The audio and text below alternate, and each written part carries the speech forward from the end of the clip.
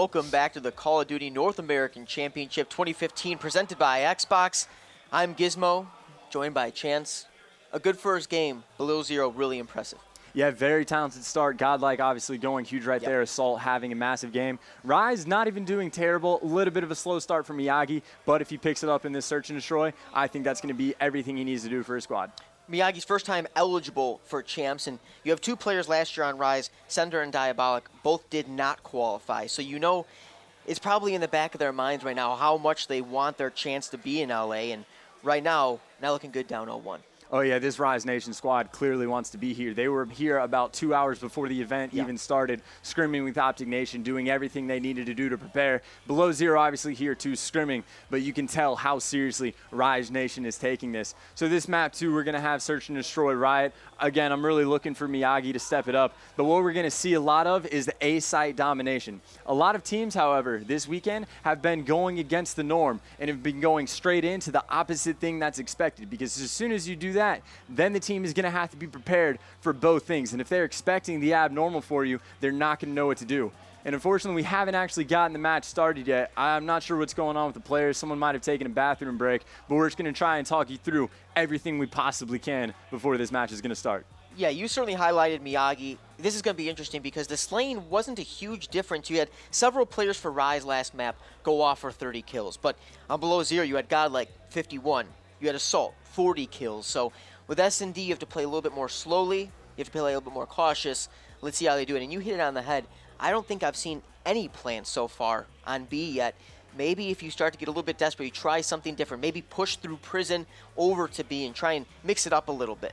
Yeah, oftentimes the only time you're going to see players go to B is after they push all the way through A. A is just so much easier for the offensive side to get to right away, which is why you see it dominate, just because they can control the entire open area. And then the defensive side, the B bomb side is right in their line of sight, right off the break. They're going to be able to control absolutely everything. So we're actually going to go this first round without caster vision, just to show you exactly what it looks like from the player's perspective, and we're going to see how they all play. And I think we're going to try and hop on board with Pac-Man here, because it doesn't look like Miyagi is going to be getting any engagements anytime soon. And as I say that, actually the below zero squad is going on a pretty huge flank, but Pac-Man is going to be putting down the bomb.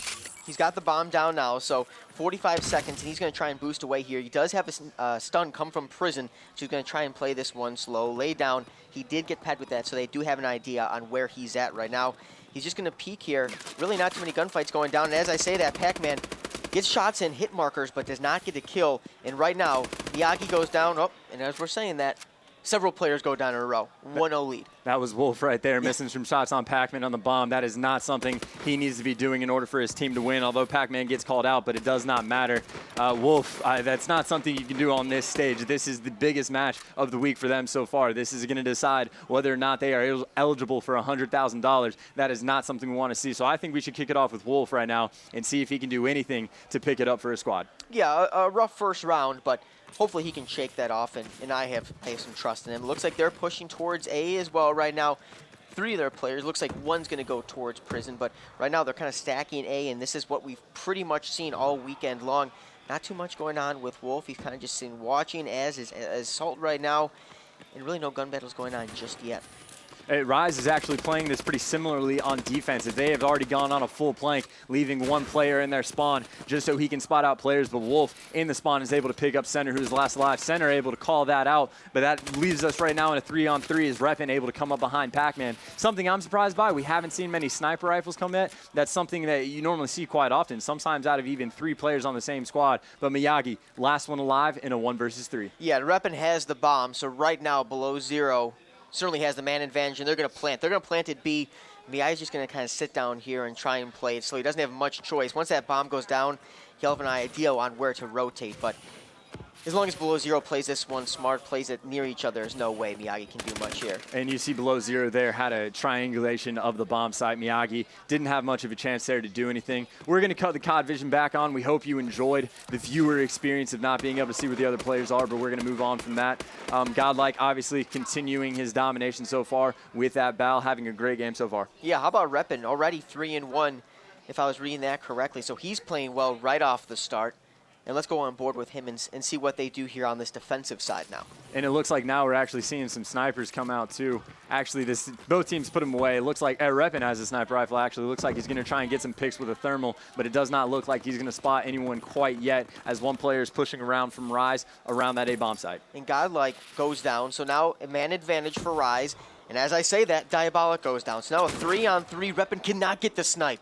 Now it's a 2-on-2. Sender and Pac-Man up for Rise. It's going to be Wolf and Assault for Below Zero. I know these are professional players, so saying I'm impressed by shots seems like something I should either be saying all the time or I shouldn't be saying at all. But Sender was able to pick up Reppin right there from quite a distance. Extremely quick with that ASM-1. Amazing stuff by him. Pac-Man trying to get eyes here. He saw one go back in towards the prison blocking. He finally does get the kill there, but it's traded. So now we have a one-on-one Pac-Man with Bomb and Assault. They see each other. This is going to be a gun battle for this round, and it goes to Pac-Man. Yeah, Pac-Man able to pick that up quite quickly. I believe he had the upper hand in that engagement as he had the steadier shot with the bow. The ASM-1 is tough to use sometimes, although he was on that head glitch. But great stuff by Rise. It's going to be a good game. Yeah, so far, so good. Right now, Pac-Man really starting to turn up. 4-1. He's on a 2 streak with 2 kills that round, so he's playing well. So far, an extremely close S&D. Yeah, I'd really like to see one team mix it up and right now go for a hard push, not even towards B-bomb site, but just through mid-map. Mid-map is something you see quite a few teams do. You see TR likes to do it a lot, and it looks like actually that is what we're going to see. Not quite a hard push, but they are going to have complete control of mid-map right now and work through it. But Rise Nation on the counter, they realize they have been completely aware that Below Zero is not around a bomb site. They have 3 guys, again, going on the hard flank. We've seen Rise do this quite frequently. They push all the way around back instantaneously. They do not waste any time, and now they have bombed down. 4-2 situation in favor of Rise. Yeah, huge kill there from Diabolic to start out. Right now, numbers advantage in a big way. Wolf, the last player alive, and he's not even getting any shots in. Barely a hit marker there, and this one now 3-1. You really, really need to grid around here and try and bring this back and make it close. And Rise there to not even have a player go down right there is huge. Because the higher you build up your score, that's going to give you defense in round 11 if you have outscore your opponent. So if that's their preferred spawn, the better they can do and the less they can allow from your other squad to get is going to be in favor for them at the very end of this match. And look what Sender has out. The AK-12, and for the first time, red dot. I haven't seen too many AK-12 red dots, but he's 5-2 right now, so whatever he's doing, it's working for him, and let's stay on board with him and see if he can get a first blood. So important to get that man advantage early, especially on this map.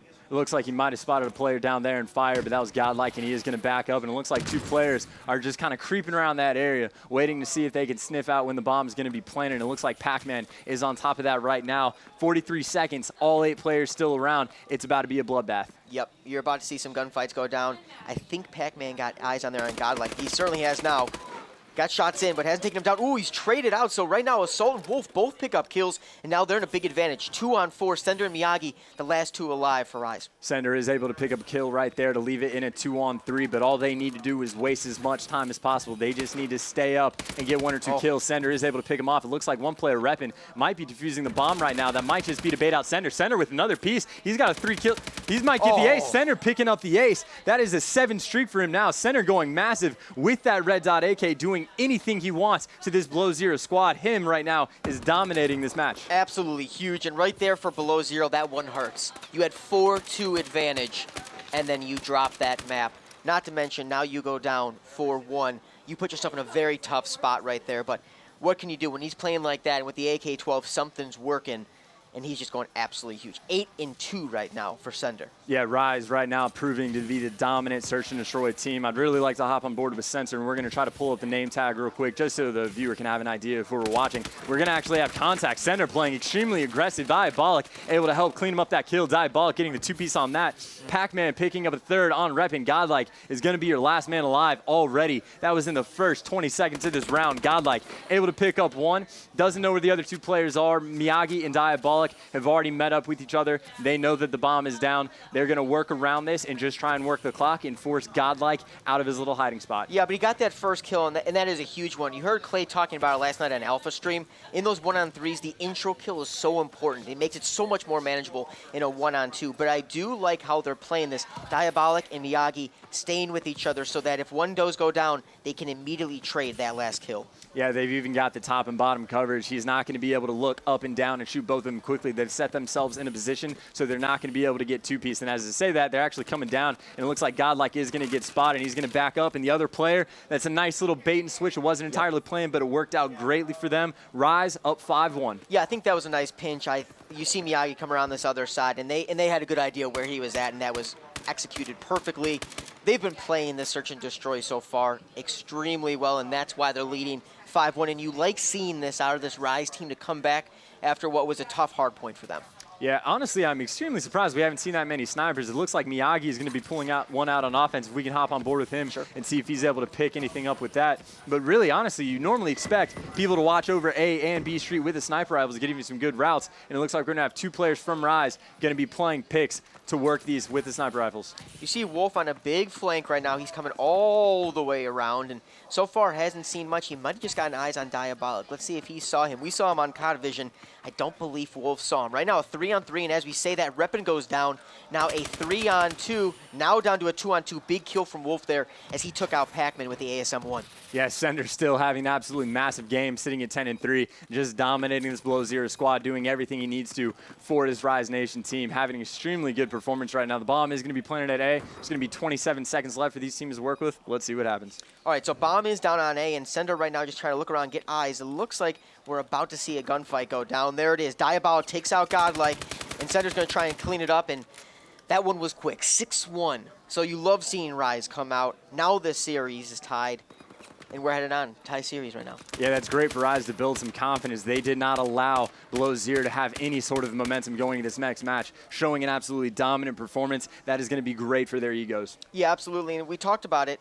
Sender and Diabolic did not qualify last year, so they were probably pretty amped up for this S&D because, you know, going down 0-2, really, really tough to come back from that.